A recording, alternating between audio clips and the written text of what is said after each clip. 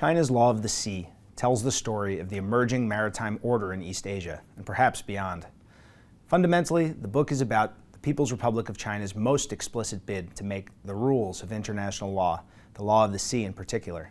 This body of rules regulates the use of the world's oceans and has become a central arena in the great power strategic competition between China and the United States. However, China's Law of the Sea is not a simple US-China story. First and foremost, China's maritime practices are challenging its regional neighbors. Arrayed against the PRC's extravagant maritime claims and growing enforcement capability and capacity, these smaller states must contend with a pattern of Chinese behavior that potentially jeopardizes their recourse to international law and restricts their freedom of action. In effect, China's Law of the Sea means that the littoral states of East Asia cannot exercise the full extent of their rights under the Law of the Sea.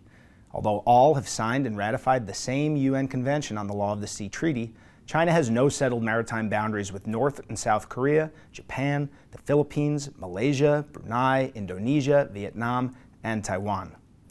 This leaves the East Asian littoral a patchwork of competing jurisdictional claims and a major flashpoint for actual and potential international conflict. China's claims also challenge the navigational and overflight rights and interests of the United States, Australia, and European allies and partners, providing yet another major arena of friction on, above, and below the waters of East Asia. This study goes under the hood of the Chinese party state to understand how it approaches international law generally, then zeroes in on the specifics of the Law of the Sea as it functions within the People's Republic.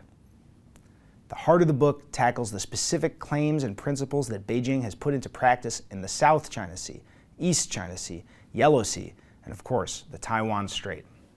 China's distinctive vision for the rules in maritime East Asia emerges from this systematic look into its domestic law and regulation, diplomatic conduct, and physical operations in disputed and undisputed maritime space alike.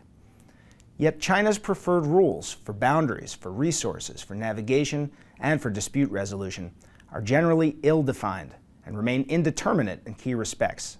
This limits China's rulemaking potential, in the sense that even China isn't following its own rules. Still less are other states who, by and large, oppose or quietly object to China's maritime claims. Without buy-in from specially affected states, China's ability to establish broader regional and global rules will remain quite constrained. This, however, does not mean that China's Law of the Sea is without major consequence. The book's main conclusion is that China is almost definitely not making the rules. Rather, China is making the rules less effective. With some success, Beijing has narrowed the scope and importance of the Law of the Sea Treaty and played up customary norms, international law that emerges from patterned practices over time, and therefore the type of rules most susceptible to change to accommodate China's growing maritime power. China's struggle to shape the international law of the sea to its interests and to its advantage seems destined to remain a central front of the geopolitical competition long into the 21st century.